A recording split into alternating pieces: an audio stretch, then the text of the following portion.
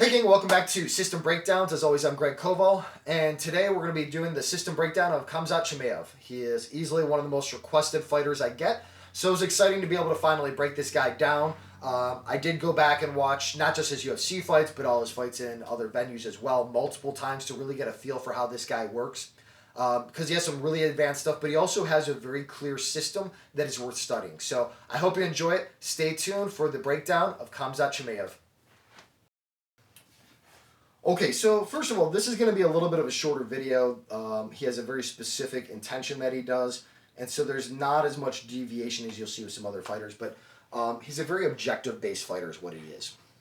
He realizes that he is at his most danger in a striking situation. His wrestling is so dominant, so he likes to bypass this and get to his first objective, which is the body lock.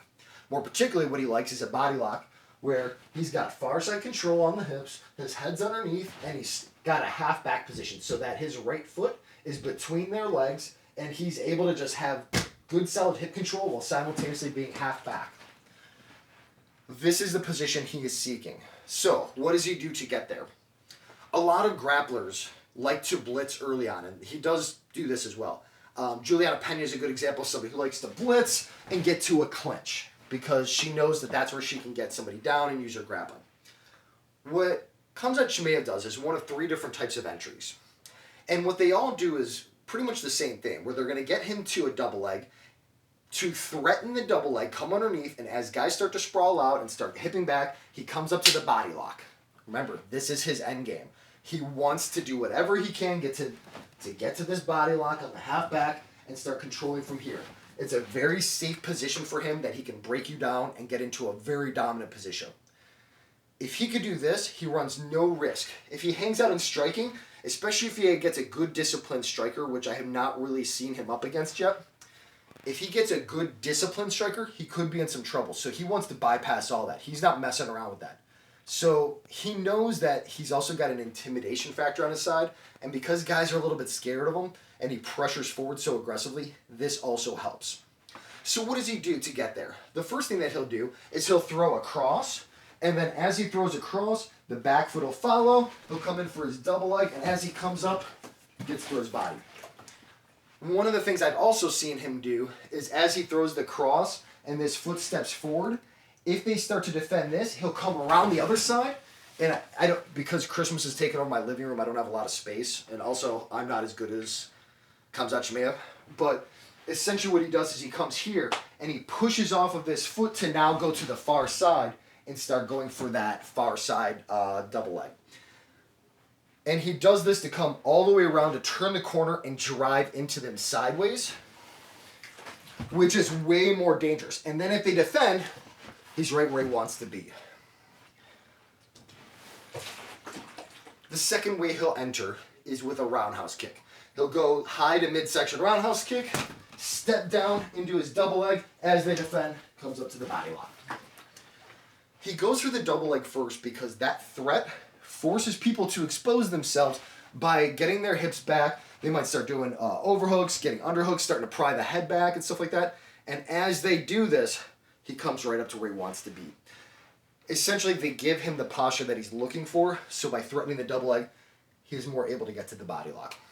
The third thing that he'll do, and this is what he did against his last fight against Lee, is that as he comes in, you could see him coming forward, getting ready to throw that cross, and Lee literally beat him to the punch. Lee threw, he goes, okay, comes underneath, right to where he wanted to be, got to the body lock. Very consistent in his approach. Whenever he starts a fight, he figures he has about 3 seconds to get to where he wants to be. He's not playing around. He gets out there, he looks around, bam, and he gets right there. He's not dilly-dallying. So, from there, he gets the body lock. A couple things happen from here. First thing is, most of his fights, he knows that by taking guys to his corner, he has an advantage. A lot of times they don't speak the language, so he can get instruction whereas they can't hear what's going on. And also, he likes having somebody, he values his corner's advice. And you will see him consistently, once he gets to the body lock, pick somebody up, walk them across the room, and work on the cage side where his corner is at. It's a very smart tactic. Now, I want to talk about what happens when somebody disengages or they get back to their feet so that we can finish up with striking. This is what makes his striking so dangerous. He knows that when you grind a guy, it's tiring. And this is where he takes the discipline and the strength out of fighters. So guys who maybe were very scary when they first started, now their hands start dropping and they're not throwing as hard.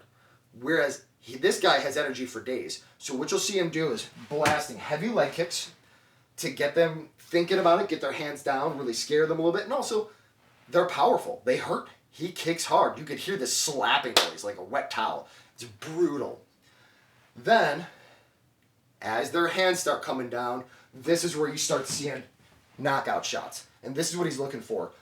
He's very attentive for whenever a fighter loses their discipline and their hands come down to throw his cross and finish them. And he hits so hard, it does not take a lot. He's had a couple of very, very nasty knockouts because he hits really, really hard. Both uppercuts, but mostly he loves that cross. You don't see him going behind the jab a lot or throwing a lot of other stuff. Mostly what you do is you see him come up, bam, and just laying dudes out because they have lost their discipline and their hands come down. This is why I'm interested to see what he does when he starts fighting higher echelon fighters who do not lose that, where they always maintain that discipline. So as they come out of a scramble, they're going to defend high. Somebody like a Colby Covington with good wrestling and good hands, he might have a harder time with. So I'm curious to see how that goes. But right now, what he has experienced is he wears guys out, and as they come out, the hands drop, and he gets easy knockouts.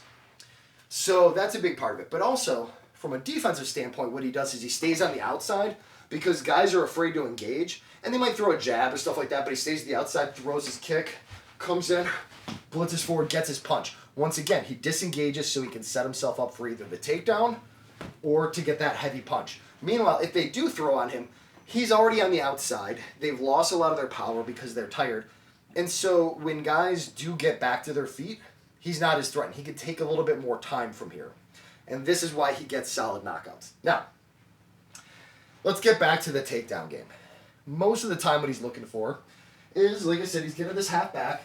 And what he's going to do is a lot of times he'll do stuff like he'll foot sweep at the back foot, causing them to step forward, and then do a backward break, very similar to what you see out of somebody like a Valentina Shevchenko. Very similar. The other thing you'll see him do is similar to like a Kamaru Usman does, where he'll start getting behind them and riding the back and just being heavy on them, getting a hook in and just riding them until they end up dropping. It's only a matter of time. He might threaten coming around for a choke so that as they defend and he starts pulling in at that far side wrist, then he starts breaking down table legs, just like Kamaru Usman. Or, like I said, he's going to go for that backward break. Where he's had problems is when he's run into guys who are very educated fighters. I think the guy's name is Ikram, who was getting he was a Sambo fighter, got an overhook through the whizzer, was threatening things like Hirai Goshi and stuff like that. Khamzat is very smart about realizing that sometimes it's better to disengage, and that's what he did in that situation.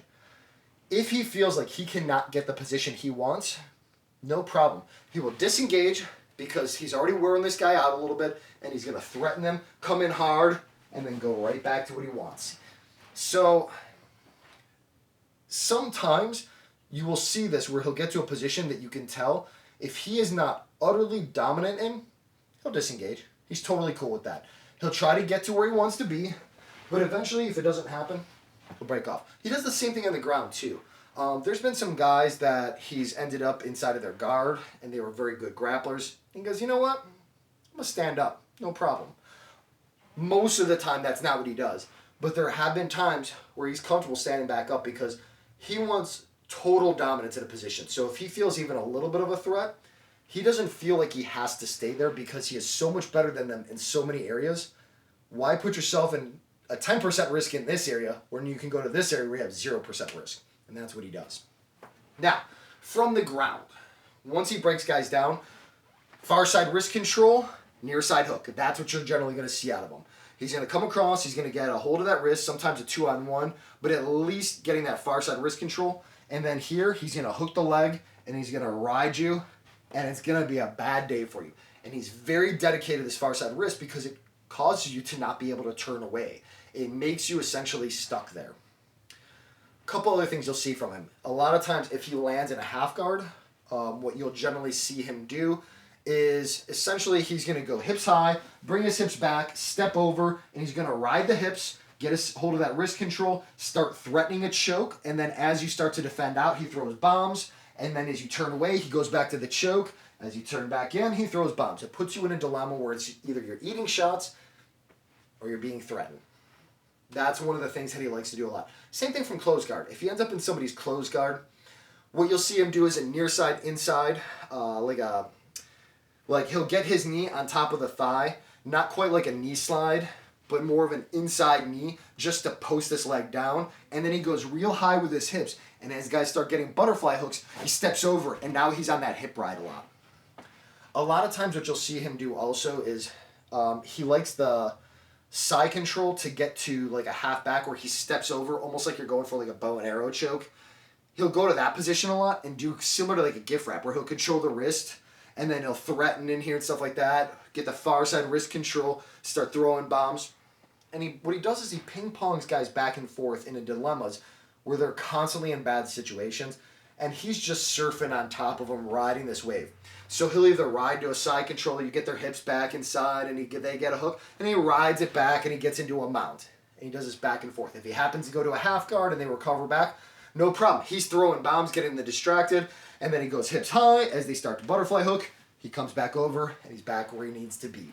Rinse, wash, repeat. If you do happen to get back to your feet, you're tired, you've lost your discipline, and then it's on the button. This is how he fights. It is a good, consistent pattern that he does over and over and over again. It's super effective stuff. But that's essentially his pattern.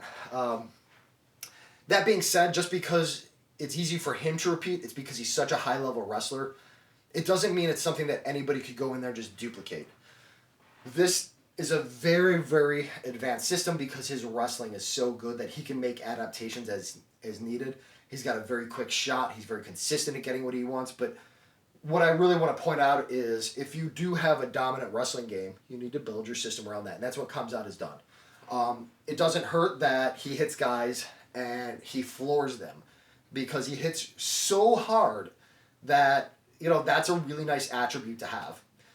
As far as his defense, we have not seen him really pushed with that, so I'm not sure how well that would hold up against a really disciplined striker who has good wrestling defense. This is why, a lot of guys are pushing for him to be in that top 5 fights. I'd like to see him get somebody in the top 5 just to see how he performs. Right now at number 11, those guys, there's a big difference between a number 11 fighter and a number 5 fighter. It's a huge gap in there. So I'm interested to see how he does as he escalates level. I wish him the best of luck. It's fun to watch him fight. That being said, I hope you enjoyed this, guys.